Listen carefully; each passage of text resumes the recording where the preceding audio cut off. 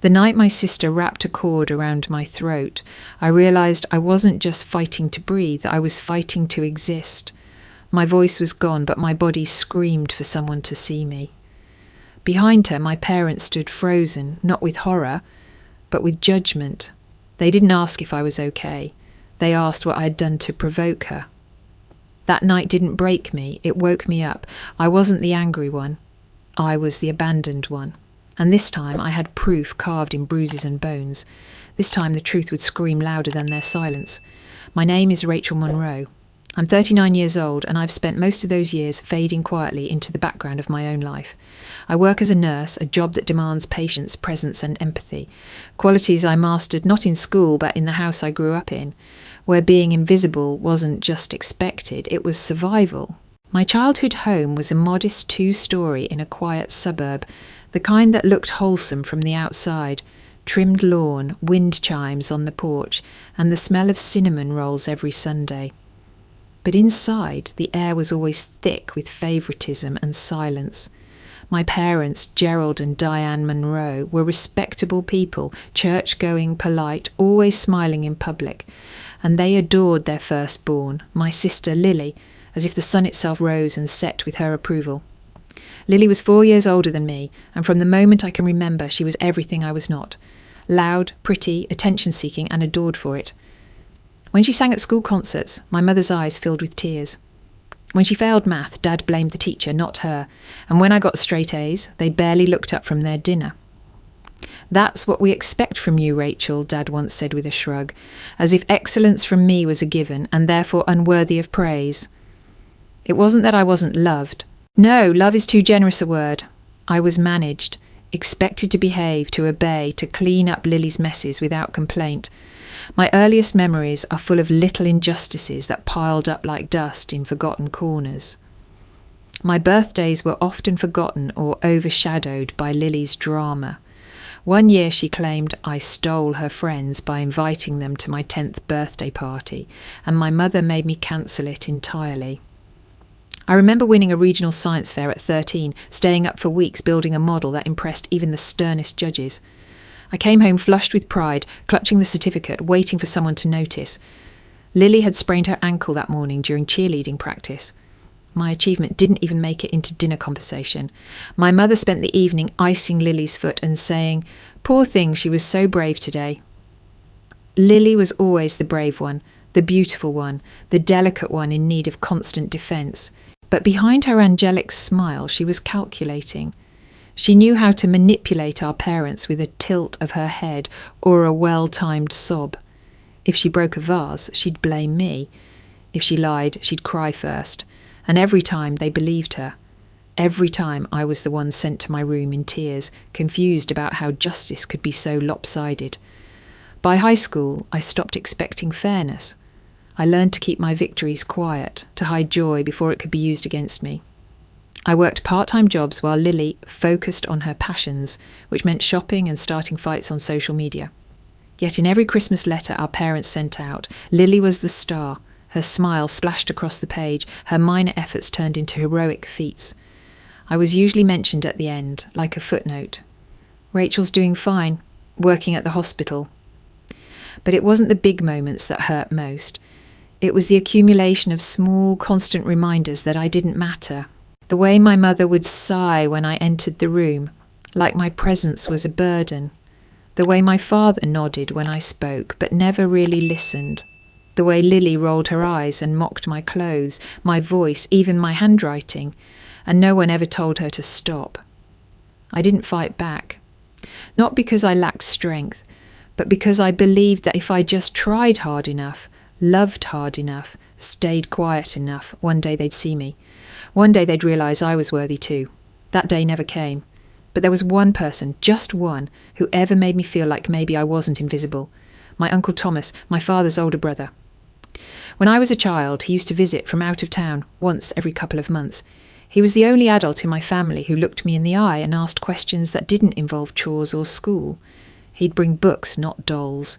He'd ask what I was drawing, not why I wasn't smiling more. He remembered my birthday and gave real hugs, the kind that lingered like warmth in winter. One summer, I must have been about 9, He and I sat on the porch swing after dinner. Lily had thrown a tantrum at the table because her favourite dessert wasn't served. I stayed quiet, as usual, cleaning up the mess she left behind. Uncle Thomas patted the swing and said, "Come sit." And I did. That night, he said something I never forgot. "You've got a quiet kind of strength, Rachel. Don't let them take that from you." It was the first time an adult had acknowledged I was more than a shadow behind Lily's spotlight. After that, he visited more often, and when he did, he always made time for me. He'd pull me aside with a smile and ask how school was, what I wanted to be, if I was happy. One day I told him I wanted to be a nurse, and he said, "That fits. You see pain in others. Not everyone does."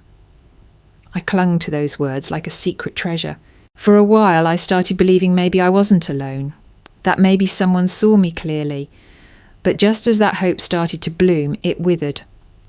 Uncle Thomas stopped visiting, no calls, no letters, no birthdays, nothing. I remember asking my dad once why Uncle Thomas hadn't come for Christmas that year, and he shrugged. He's busy, got his own life. When I wrote him a letter, it came back marked, "Return to sender." I felt the old ache creep back in, but sharper this time, because this time I had believed I mattered to someone, and now even that someone was gone. Years later, just before I left for nursing school, I overheard my parents talking in the kitchen. They didn't know I was home early from work, and they were arguing in low, clipped tones. "You had no right to tell him to stay away," my mother snapped. My father replied coldly, "He was undermining us, filling Rachel's head with ideas. This family doesn't need division. We need Lily to stay centred." Thomas never understood that.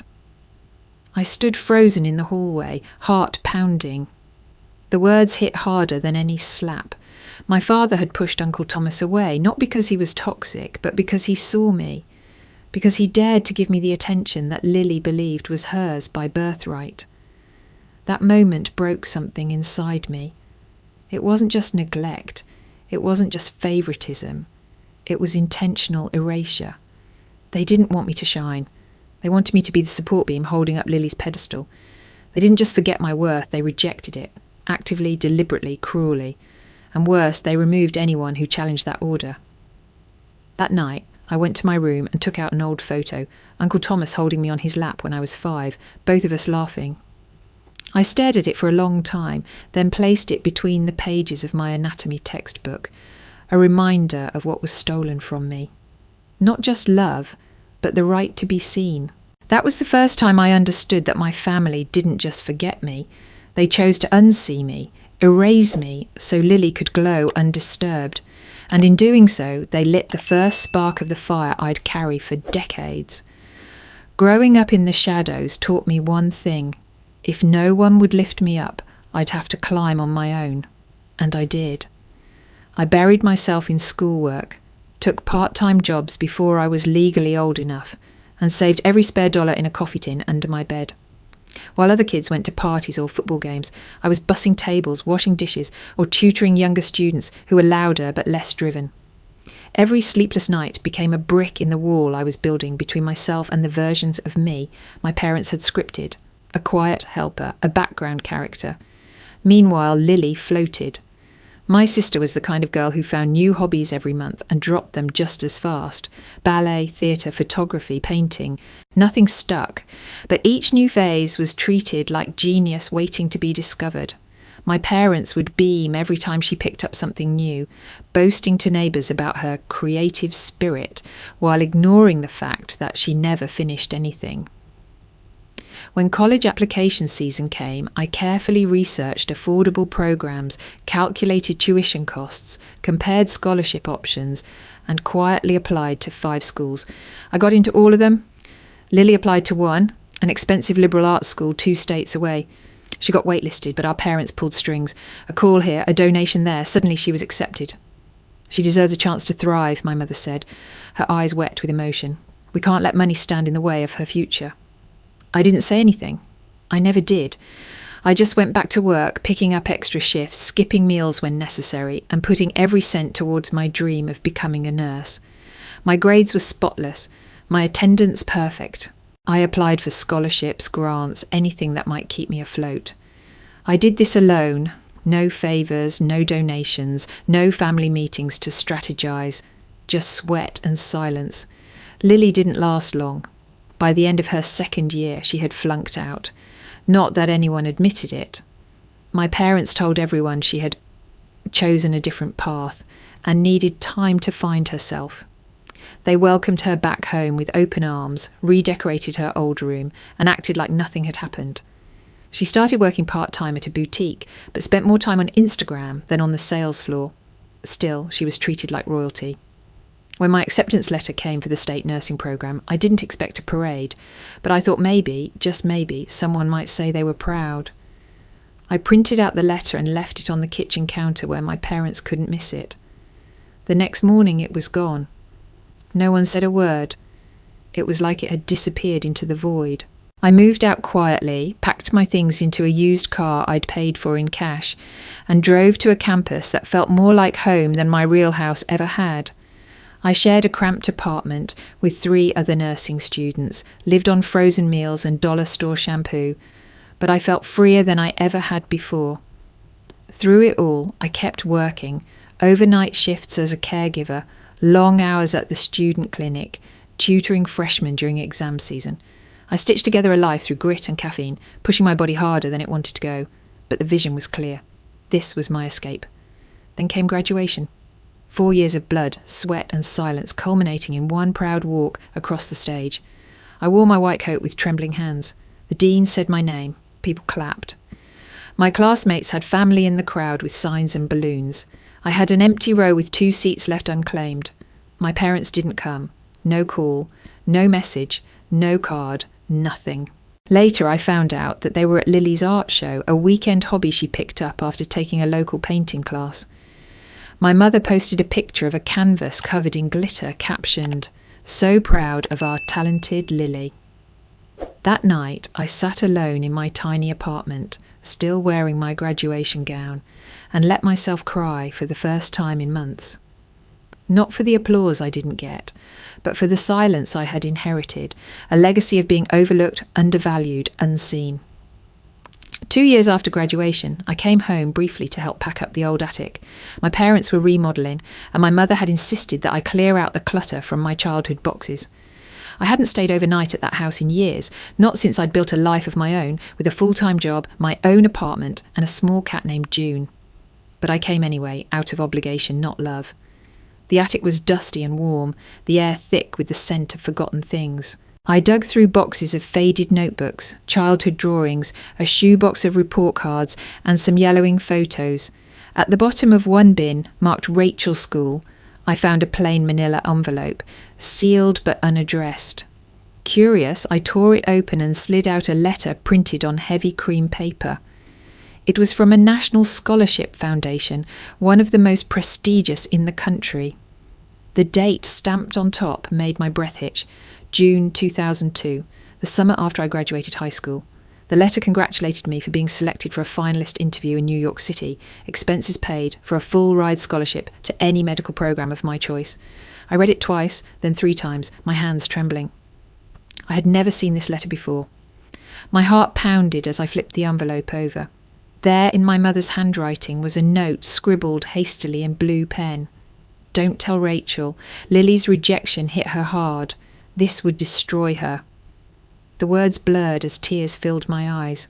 I sat frozen, letter clutched in my hands, the weight of what I was reading crashing down like a storm. All these years I had believed no one had noticed me. No one had ever truly seen my effort, my potential. But someone had. An entire national panel had, and my mother had hidden it to protect Lily. All this time I thought I hadn't been good enough, that I'd missed opportunities because I didn't shine bright enough. But I had been chosen, I had been enough, more than enough. And she buried it. The sharp sting of betrayal tore through me, the kind that isn't loud or dramatic, but cold, deep, paralysing. It wasn't just a missed opportunity, it was theft of a future, of validation, of the belief that I mattered. I stared at the letter for what felt like an hour, numb and shaking. Downstairs I could hear Lily's laughter. She was in the kitchen with our parents, showing off photos from her new project, painting murals for boutique cafes or something equally superficial. My father's voice chimed in with praise. My mother laughed, that high, hollow laugh that always sounded performative. I folded the letter, placed it back in the envelope, and slid it into my purse. I didn't confront her, not then. Maybe I was afraid of what she'd say, or what she wouldn't. I knew deep down it wouldn't be denial. It would be worse. She'd justify it. So I kept the betrayal like a secret scar. And that night, as I drove back to my apartment, I made a decision. I would never again expect love from that house. I would not come for holidays. I would not beg for inclusion. I would not ask them to see me. But I also didn't shut the door completely. Out of some twisted sense of loyalty, or maybe hope that they'd one day regret their choices, I kept sending money home. My father retired early, my mother started having back issues, and Lily, despite her endless ventures, never held a steady job. So I helped, quietly, monthly, dutifully. I didn't do it for them. I did it because I still believed I was better than the people who erased me. I would not let their cruelty turn me cold. I'd be the daughter they never deserved, but the one I could still be proud of. Even if they never said thank you, even if they never told anyone it was me keeping the lights on, I knew, and for now that had to be enough. It started with a phone call. "Rachel," my mother said, her voice tight and weary, "we need to talk about your sister." I should have known. Nothing good ever followed those words. Lily had lost her job, again. Something about a conflict with her manager, though the details were always fuzzy. She'd maxed out her credit cards, defaulted on a small loan, and claimed she was the victim of a toxic work environment. According to my parents, she needed time to heal, and more importantly, she needed a place to stay. So she moved back in. I wasn't surprised. Lily floated through life like someone who believed rules didn't apply to her. And maybe they didn't. Not when you had parents who caught you every time you fell, no matter how high the cost or how many people got crushed in the process.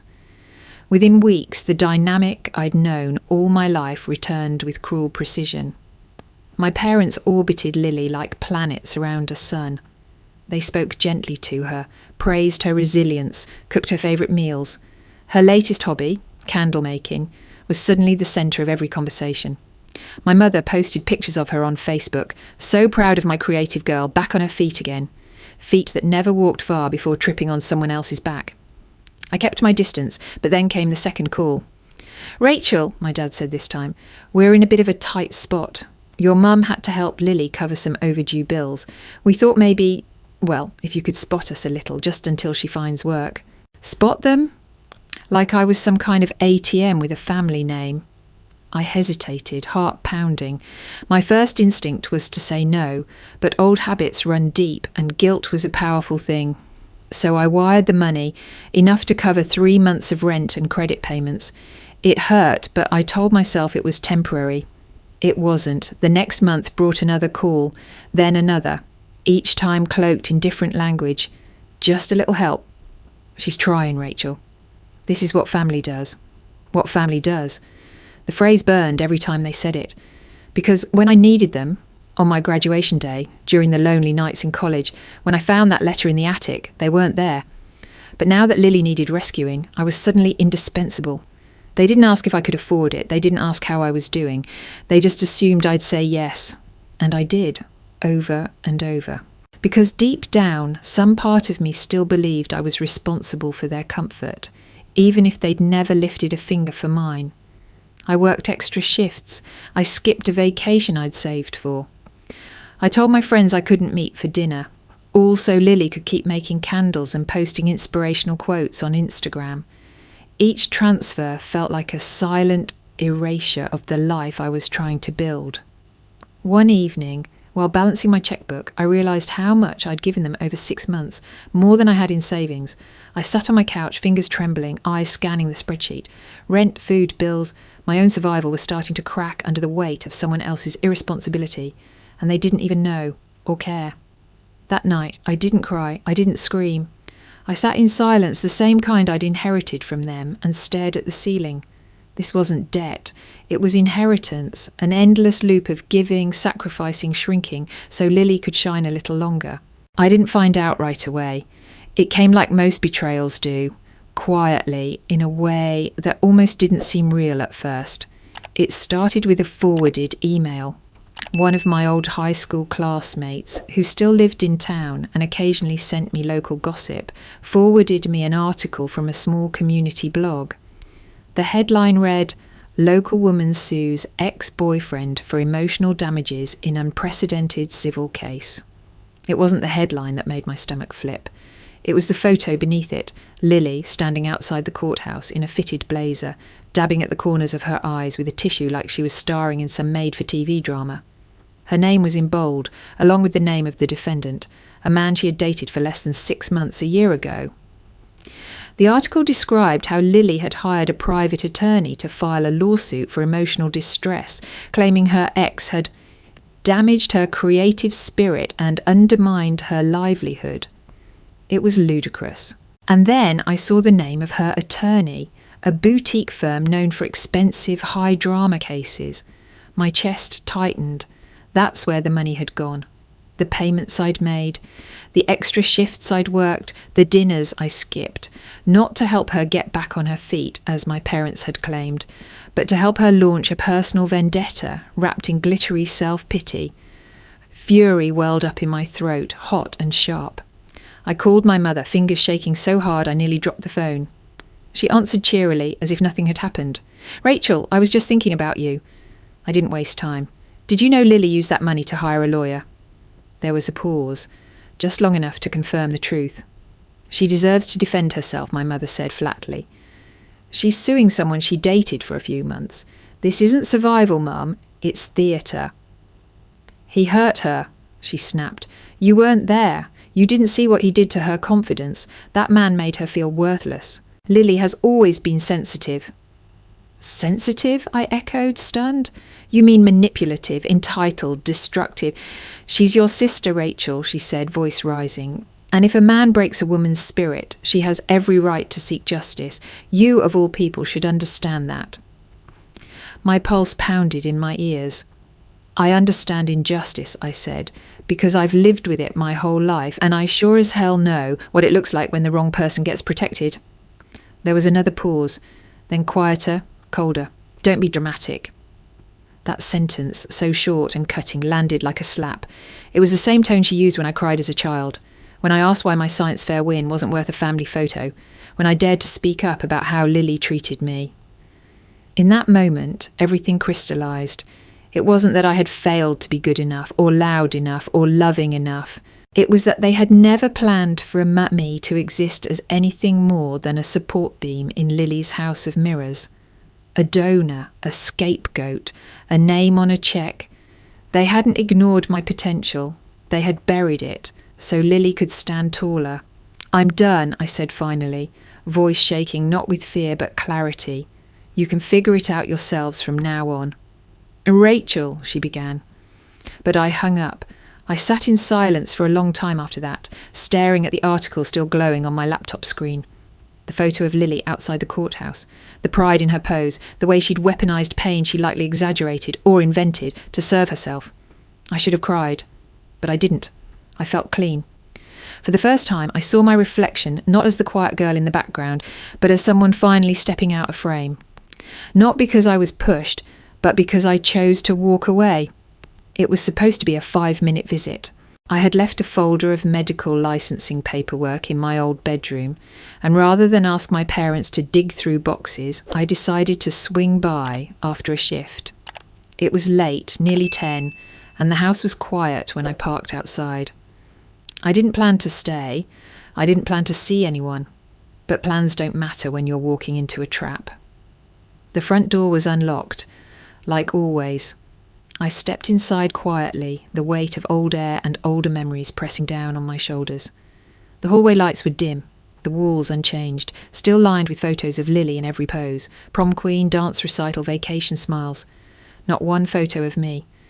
I moved fast, heading upstairs to the room that used to be mine. The door creaked as I opened it, revealing a space that looked like a guest room now, sterile, cold, as if I'd never lived there at all. I found the folder in the desk drawer right where I'd left it. I exhaled, ready to leave. Then I heard the door slam shut downstairs. I froze. Footsteps. Slow, deliberate, coming up the stairs. My heartbeat quickened. I knew those steps. Lily. I turned just as she appeared in the doorway. Her eyes were wild, bloodshot, mascara smeared beneath them like war paint. Her mouth curled into a sneer. "You think you're better than me now?" she spat. I didn't respond. I knew better. I clutched the folder tighter and stepped to the side, intending to walk past her. She blocked the doorway. "You've always thought you were better, just because you got your little job, your little apartment. You think that makes you special." "Lily, move," I said, keeping my voice level. She didn't. Instead, her hand shot out behind her, toward the nightstand. She grabbed the lamp, yanked the cord free from the wall in one violent motion, and before I could react, she lunged. The cord whipped through the air like a snake and wrapped around my throat. I stumbled backwards, slamming into the dresser as her weight pressed forward. Her hands pulled tight and the cord dug into my skin like fire. "You stole everything," she screamed, face inches from mine. "My life, my future, that scholarship should have been mine. You were nothing. Nothing." My hands clawed at the cord, nails scraping my neck, but her grip was vicious. My vision blurred. Lights exploded behind my eyes. I couldn't breathe. And in that moment, I believed it would end there. In that house. In that room that was no longer mine. Killed by the sister my family raised to believe she was untouchable. As my knees buckled and my lungs screamed, memories flashed like dying embers. My mother brushing past me to hug Lily, my father nodding through my college acceptance, the silence at my graduation. I thought of Uncle Thomas, of the lost scholarship, of every time I swallowed my hurt just to keep the peace. And I thought, this is the cost of silence. This is what happens when you keep pretending the fire won't burn you if you just stand still long enough. But some part of me, the part they hadn't killed, fought back. I twisted, slamming my elbow into her ribs. It wasn't enough to break free, but it threw her off balance for a heartbeat. My body moved on instinct, muscles fueled by panic and betrayal. If I was going to die, I was going to die fighting. I managed to slam us both into the side of the dresser. The jolt knocked the lamp from Lily's hands, but the cord stayed wrapped tight. My lungs burned, vision flickering, muscles weak from lack of oxygen. Still, I fought, thrashing beneath her weight as she clawed to keep control. That's when the door burst open. "Girls!" my mother shrieked from the hallway. My father was behind her, eyes wide with disbelief. For a moment, just a breath, I thought I was saved, that they would see what was happening, that they would see me. But Lily was faster. She let go of the cord and staggered back, stumbling into the dresser with dramatic flair. With trembling hands, she picked up the broken lamp base and, before anyone could stop her, dragged the jagged edge across her forearm, just enough to draw blood. She fell to the floor, wailing. "She attacked me," she screamed. "She tried to choke me. I was defending myself. Look at what she did." Blood smeared across her wrist. Her sobs filled the room. My mother gasped and rushed to her side, hands fluttering like frantic birds. "Oh my God, Lily! Baby, are you okay? Gerald, get a towel." I stood there, cord still wrapped halfway around my neck, breath coming in broken gasps, too stunned to speak. I opened my mouth to explain, to plead, but nothing came out. My throat was raw. My voice had been stolen, first by her hands, now by the moment. My father looked at me like a stranger. "Rachel," he said slowly, voice laced with confusion and accusation. "What the hell happened?" I rasped, but it was useless. My mother glared at me, fury replacing fear in a single blink. "What did you do to her?" I couldn't believe it. The blood on Lily's wrist was self-inflicted. The bruises on my neck were real. But none of it mattered. They had already chosen their truth. They always had. Lily buried her face in my mother's lap, still sobbing, playing the part so well it was almost art. Her body shook, her voice cracked. "She hates me. She said I ruined her life. She grabbed the cord. I tried to stop her. I didn't mean to. She just snapped." I wanted to scream, to rip the cord from my neck and throw it at them, to show them the marks, deep, red, undeniable. But all I could do was stand there, swaying slightly, tears streaming down my cheeks in silence. My mother held Lily close and turned her head slowly to look at me, and in her eyes I saw nothing. Not concern, not fear, just dismissal. Like I was a problem she regretted creating, a glitch in her perfect narrative, a piece of the story she wished she could edit out. My knees gave out and I crumpled to the floor. My body ached, my throat throbbed, my chest burned, but the pain that hurt the most was invisible. I lay there gasping, cords still trailing from my collarbone like a noose forgotten. My mother stroked Lily's hair. My father stood above them, silent as ever, watching without moving. No one looked at me. No one helped. No one saw the truth. And in that moment, I understood something I'd tried to deny my whole life. It wasn't that they loved Lily more. It was that they didn't love me at all. The fluorescent lights above me buzzed faintly, a harsh contrast to the sterile silence that filled the emergency room. My throat felt like it had been lined with broken glass. Each breath was a struggle, shallow and sharp. A nasal cannula delivered oxygen, but it did little to ease the crushing pressure in my chest. Every inhale dragged across my fractured rib like fire on raw skin. I was alone. They had called the ambulance after my mother finally noticed I wasn't moving, not because she feared for me, but because she worried what it would look like if I didn't get up. Lily, of course, stayed home, her wrist bandaged for effect, her tears dry before I even made it to the front steps. The paramedics asked questions. I said nothing. It wasn't fear of Lily anymore. It was the exhaustion that comes after a lifetime of disbelief, of knowing that no matter what truth you tell, someone else's version will always shout louder. I lay still, watching ceiling tiles blur in my vision, and wondered if the damage inside me had finally reached the surface. It had. X-rays confirmed a cracked rib, bruised lungs, contusions across my throat consistent with manual strangulation. A nurse gently turned my chin to the side, inspecting the red, swollen line that still marked where the cord had bitten into my skin. None of it could be self-inflicted. None of it could be written off as a misunderstanding. And that's when something shifted. A man in a white coat entered, mid-40s, calm, sharp-eyed. He introduced himself as Dr. Levine. His gaze lingered on my throat for a long moment, then moved to the printout in his hands. "These injuries are serious," he said gently. "We're stabilising your breathing, and you'll need to stay overnight for observation. But I need to ask, do you feel safe at home?" I stared at him, lips parted, but no sound coming. Did I feel safe? What a question. No one had ever asked me that before. Not really. Not in a way that meant something. He waited, patient, present. When I didn't answer, he continued, voice firmer. "I've treated domestic assault victims before. These wounds, they weren't accidental. You don't have to talk now. But I need you to understand something, Rachel. If you were attacked, the law will protect you, not just patch you up and send you home." I closed my eyes, not to block him out, but to breathe in what he said. The law, protect. Words I'd never associated with myself. I had always been the one overlooked, overridden.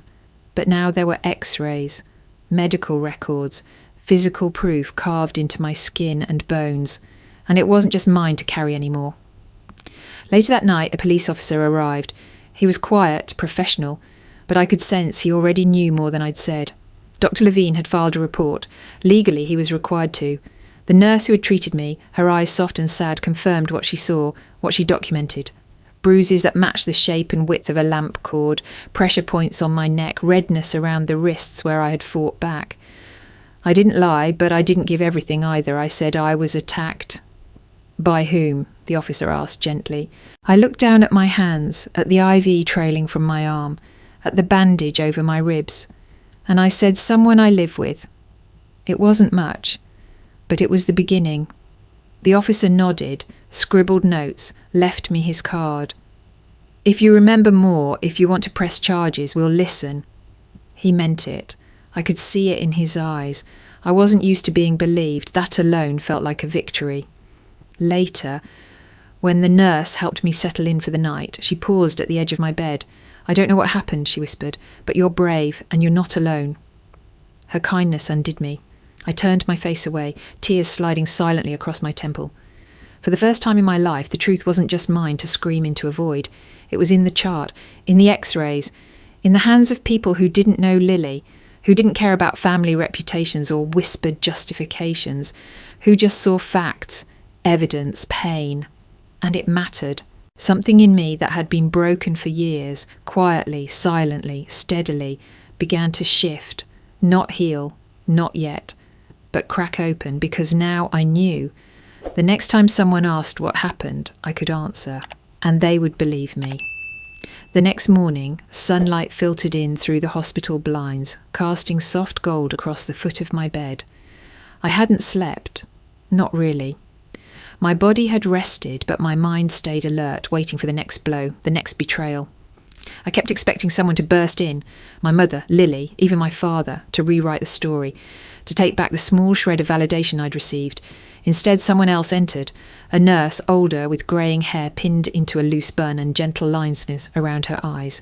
She moved quietly, efficiently, checking the machines, adjusting my IV, scanning the chart. Then as she turned to leave, she paused, squinting at me. "Rachel?" she asked softly. "Rachel Monroe?" I blinked, unsure if I should nod. She smiled, and suddenly I recognised her. Not clearly, but in a hazy, warm kind of way. Like hearing an old song you can't name, but feel in your chest. "You probably don't remember me," she said, stepping closer. "I was one of the nurses when you were born. You came early, very early. Spent a month in the NICU, tiny but stubborn. You wouldn't give up. I remember holding you during night shifts. You always had this determined little frown." She chuckled, the sound soft and kind. "We used to call you our little fighter." Something in me cracked. Not because of the story, but because someone remembered me. Not the invisible second daughter, not the quiet one. Me.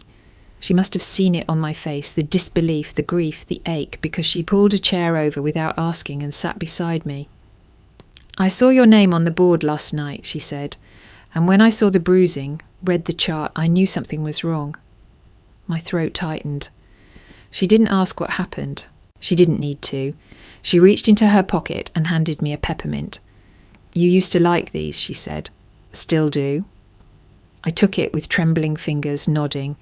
Then quietly she added, "I spoke with Dr. Levine and the officer. I told them what I observed, the shape and placement of your bruises, the panic in your eyes. It's not the first case I've seen, Rachel, and I'm willing to give a full statement." I stared at her. "Why?" I asked, voice hoarse. Her expression turned serious. "Because I believe you. Because I've watched too many women leave this hospital with broken ribs and silence. Because you matter." Tears blurred my vision. All my life I had screamed in silence, waiting for someone to hear. And now, finally, someone not only heard, but spoke back. Not out of pity, but out of truth. By noon, the hospital had contacted the assigned detective on my case. He arrived with a folder and a quiet intensity that made my skin crawl. But not from fear. From the realisation that this wasn't being swept under the rug. He sat at my bedside with a notepad and said, "Miss Monroe, we have statements from the attending physician, the nurses, and the initial responder. Your injuries have been documented and verified. If you're ready to talk, we'll listen." And I did. This time I didn't hold back. I told him about the attack, about the cord, about the rage in Lily's eyes. I described the pressure, the silence of my parents, the history that led up to it all. He didn't interrupt, didn't flinch, just took notes and nodded slowly. "This isn't just assault," he said when I finished. "It's attempted homicide, and we're treating it that way." I swallowed hard, the word echoed inside me. Homicide, it felt foreign, huge, but also real. Finally, the weight I'd carried alone had a name. Before he left, he added, "Your sister's already told a different story, said you attacked her, that she was defending herself. But we've seen her wounds. Shallow, superficial. The forensics don't support her version." I looked down at my hands, bruised, still trembling, and whispered, "She always wins." The detective shook his head. "Not this time." He left me with another card and a promise. "We're moving forward. You've been heard, Rachel. Let us handle the rest." I lay back against the pillow, staring at the ceiling tiles. For once, they didn't feel like a cage. They felt like the beginning of something else. I wasn't invisible anymore. The courtroom was colder than I expected, not just in temperature, but in feeling. It was sterile, white walls, pale wood, clean lines, everything built to strip the emotion from what was about to unfold. But emotion still clung to every breath I took as I walked in, my ribs still aching beneath the soft fabric of my blouse, my throat wrapped in a scarf to hide the marks that hadn't fully faded. Lily was already seated at the defence table, perfectly put together. Hair curled, makeup flawless, wearing a navy blue blazer that made her look like a TV anchor. Her face was calm, almost smug. Not a trace of guilt. No fear, no remorse. Like this was just another performance, and she was confident she'd win. Flanking her were our parents. My mother held her hand like a sacred relic. My father sat stiffly beside them, jaw clenched, eyes scanning the room, but never once looking at me. I stood alone. No one on my side of the courtroom. Just my attorney, assigned by the state but surprisingly competent, and the prosecutor, a tall woman in a charcoal suit whose voice cut like glass when she spoke. The case was being tried as aggravated assault with intent to cause serious harm. They hadn't gone for attempted murder, though part of me wished they had. But this was still serious. A felony, and it meant Lily would finally have to answer for something. "Are you ready?" my lawyer asked, voice low. I nodded. I wasn't, but I nodded anyway. Court came to order. The judge entered, a woman in her 50s with silver streaks in her dark hair and an expression that said she'd seen everything.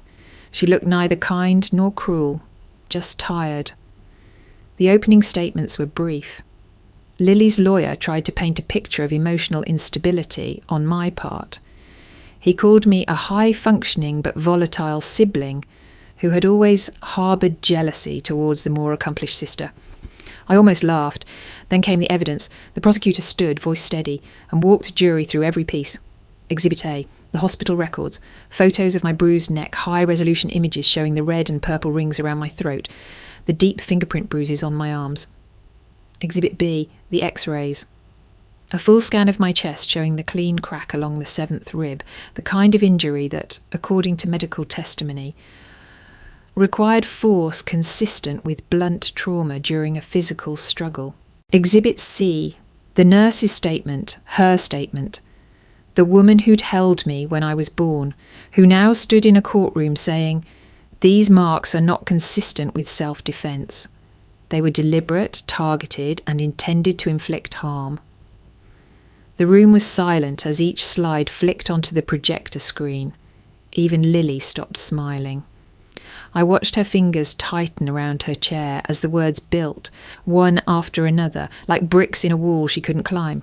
The polished image she'd worn like armour began to crack. Her posture stiffened, her lips thinned. Then came the audio, a snippet from a voicemail that Lily had left on a friend's phone the week before the attack. Recorded unknowingly, retrieved and submitted as evidence. In it, her voice was slurred, angry, venomous. "She thinks she's better than me," Lily hissed, "always playing the martyr. But I'll show her. She wants a fight. I'll give her one." The courtroom didn't gasp. But they didn't have to. I looked at the jury. Some leaned forward, some turned slightly towards Lily, their expressions sharpening. My mother gripped Lily's hand tighter. My father finally looked up, but only at the judge, not at me, never at me. My lawyer leaned over.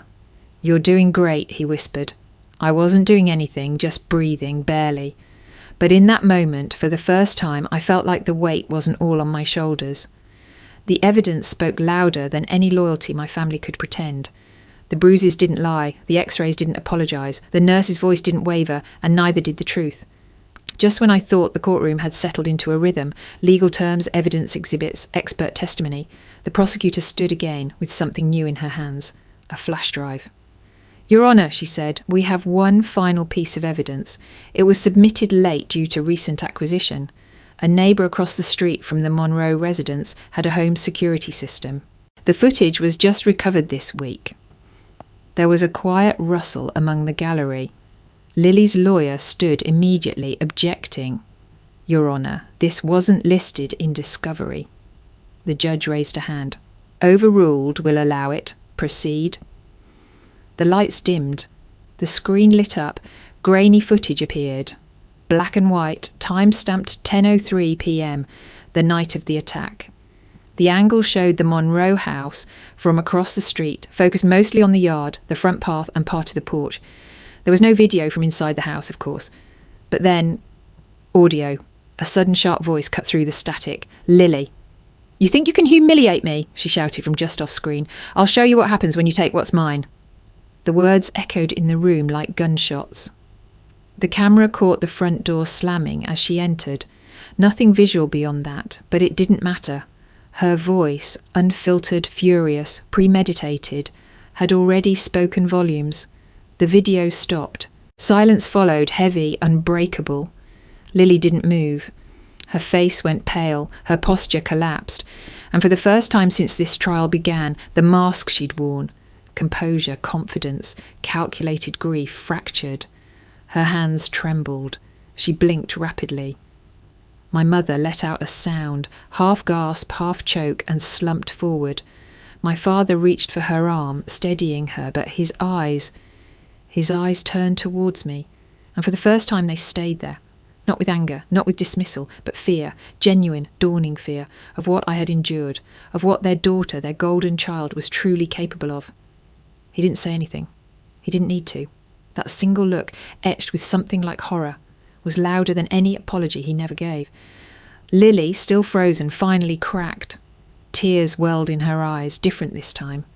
Not rehearsed, not weaponized, real. The prosecutor returned to her seat. The judge leaned forward. "Defence may respond." But Lily's lawyer was stunned into silence. She turned to him, lips trembling, whispering something no one could hear. Then she covered her face with both hands and sobbed, openly, fully. Not the kind of crying that seeks sympathy. The kind that happens when a dam breaks. I sat there, unmoving. My chest felt tight, not with pain, but with something I couldn't yet name. Vindication, maybe, or grief, or both. Because even in this moment, when the truth was undeniable, when the world finally saw her as I had always seen her, it didn't feel like triumph. It felt like loss. The judge called a recess. The courtroom emptied slowly, murmurs rising like smoke as people filed out. I stayed in my seat. My lawyer placed a hand on my arm. "We couldn't have asked for better than that," he whispered. I nodded, numb. Across the aisle, Lily remained hunched, her mother trying to console her. But the sobs didn't stop. Her body shook. Her hair fell across her face. No one was looking at her like a victim anymore. No one believed her tears now. She had burned through every ounce of trust, and what remained was ash. Outside the courtroom, reporters waited. I kept my head down. I didn't want the cameras. I didn't want the headlines. I just wanted it to be over. But deep down, I knew something had changed, something irreversible. For years, my story had been a whisper, muted by guilt, buried under loyalty, silenced by fear. But now it was on record. It had been seen, heard, proven, and no matter what came next, sentence, appeal, apology or not, I had taken the one thing they'd always denied me. My voice. The gavel hit the bench with a final echoing thud. Guilty.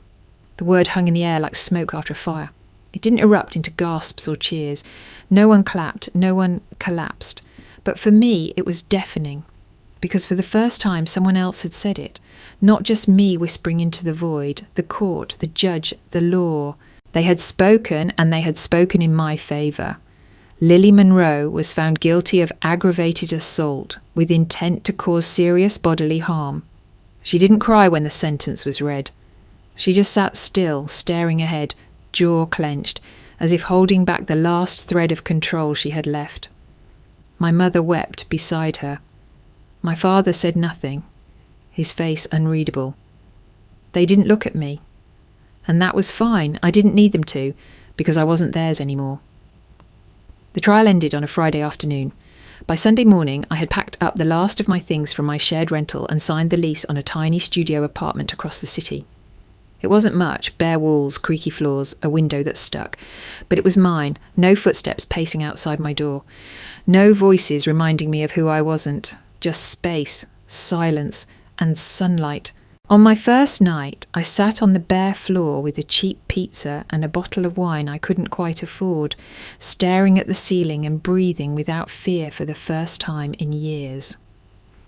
The next morning, I walked to the corner flower shop and bought a plant. Just a small one, something green, alive and stubborn. A snake plant, the woman at the register told me. They're impossible to kill, thrive on neglect. It felt right. I placed it by the window and named it Grace. Not after anyone, just the feeling. Each day I watered it, talked to it, watched it lean into the sunlight. It became my ritual, my anchor. A reminder that I too could grow, that I wasn't broken soil. I found a new job shortly after, a position at a small private clinic that valued empathy over efficiency. My supervisor didn't know my story. She just knew I was steady, thorough and patient, and that was enough. For once, I wasn't haunted by Lily's shadow. I wasn't the quiet one, the backup daughter, or the problem. I was just Rachel, capable, compassionate, whole. Sometimes in the early morning I'd open the window and listen to the quiet hum of traffic, the birds, the ordinary noise of a life that felt like mine. I'd place my hand on the window frame and whisper, "You're here, you made it." Not in a grand way, but in a real one. I didn't tell my parents where I'd moved. They hadn't asked. The last time I saw them was at sentencing. My mother refused to meet my eyes. My father stared through me. Maybe they felt betrayed. Maybe they still believed Lily's version deep down. Or maybe, just maybe, they knew they had lost the illusion they worked so hard to protect. Either way, I had stopped caring. Healing wasn't a single moment. It was a choice every day to keep growing, and I chose it. One evening, I passed a mirror in the hallway and caught a glimpse of myself. Not hunched, not small, not apologetic. I stopped, turned, and looked. Really looked. I didn't see a victim, I saw a survivor. 6 months after the trial, I stood behind a podium at a community centre in the middle of the city, facing a room full of strangers. The sign behind me read, "Voices Unmuted, a survivors' summit on domestic violence and family trauma." I hadn't planned to speak. I was only supposed to attend, to listen, maybe ask a question. But when the organiser heard my story, just a piece of it, she asked if I would be willing to share. Not as a victim, not even as a cautionary tale, but as someone who had survived, who had reclaimed her voice after years of silence. And so here I was. The microphone felt heavy in my hand, not from fear, but from the weight of truth. I glanced at the rows of chairs. Some people scribbled in notebooks. Others sat quietly, hands clasped in their laps, waiting. I took a breath. I used to believe survival meant escaping violence, I began. But what I've learned is that survival is more than that. It's about reclaiming the parts of yourself that others tried to erase. It's about speaking when you were taught to stay quiet. It's about choosing to live even when everything told you to shrink. I told them about the house I grew up in, about the sister whose love always came with a knife, about parents who saw only what they wanted to see. I spoke of the cord, the bruises, the hospital, the courtroom. I told them the truth, but I didn't end there. "I'm not here to shame my family," I said. "They did that enough for all of us. I'm here because someone else needs to hear this. Maybe you. Maybe the version of me sitting in the back of a classroom 15 years ago, wondering if being ignored hurt less than being hurt. I want her to know there's more, there's life after the silence." When I finished, the room was quiet. Then slowly hands began to clap. The sound built, not loud but full, real. I smiled, stepped away from the microphone, and was about to return to my seat when someone stood from the third row and began walking towards me. A woman, tall, mid-30s, familiar.